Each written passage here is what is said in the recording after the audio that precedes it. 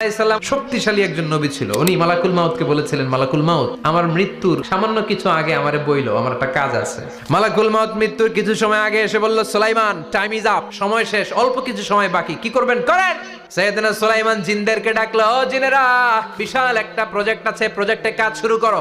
আর কিছু জিনকে বলল, চারদিকে গ্লাস ফিটিং করা একটা রুম বানাও।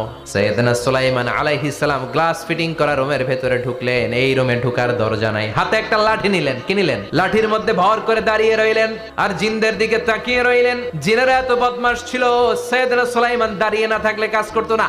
সুলাইমান আলাইহিস সালাম লাঠির মধ্যে ভর দিয়ে দাঁড়িয়ে রইলেন আর বললেন, কাজ করো। জিনেরাও কাজ শুরু করলো। ওদিকে মালাকুল মাউত এসে বলে, ও সুলাইমান, সময় তো শেষ। সুলাইমান বলে, সমস্যা নাই, রূহ কবজ করেন।